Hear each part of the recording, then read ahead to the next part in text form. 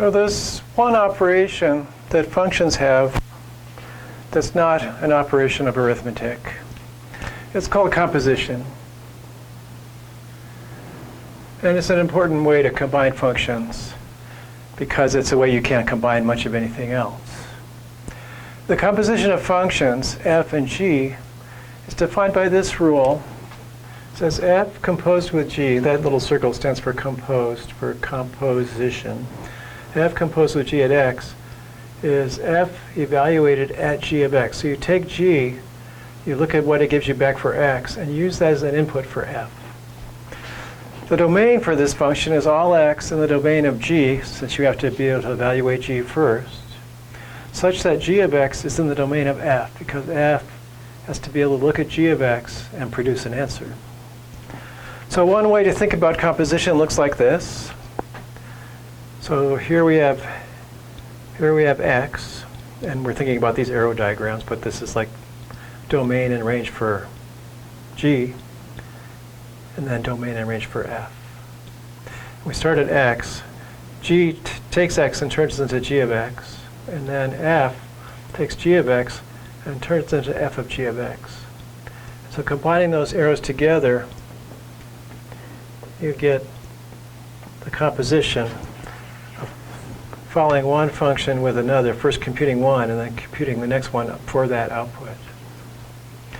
You might guess with that style of operation that if you swap places between f and g, maybe something different happens because this doesn't appear in a very symmetric way. We'll say that usually f composed with g is not equal to g composed with f. These are two different functions. And as an example, we're going to use the table over here to find f composed with g and g composed with f at some numbers. So let's examine the table a little bit. So the table has some x values here. So those are the inputs. And here's the outputs for f. 2, 1, 2, 1. And here's the outputs for g. 0, 0, minus 1, 0, minus 1. And then we're going to start computing stuff. So first we'll just use the rule. F of g of x, f composed with g, is f with g. And we're using 1. And here's g and then f. And we're using 1. So all we have to do is figure out what g of 1 is here. So we go to 1 for x, and g of 1 is 0. And then we take f. If 0 was the input, f gives you 1 as the output, like that. And we'll try the flip direction. F of 1, here's 1. F of 1 is 2, so it's g of 2. And when you use 2 for x in g, you get minus 1. So different answers. And here it's f at g of 2. G of 2, here's 2. G of 2 is minus 1. And f at minus 1 is 2. And here we go. G of f of 2. G of f of 2, here's 2. F of 2 is 1. And g of 1, here's 1. G of 1 is 0.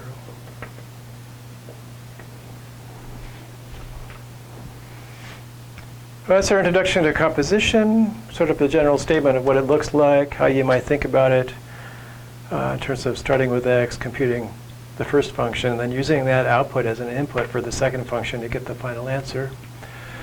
And composing, the order matters. F composed with g, probably not g composed with f in most situations. And then it's possible to use tables to illustrate things. If you have a table of x, f of x, and g of x, you can do all kinds of fancy stuff with that. Add the functions, compose the functions, do whatever you want with the functions.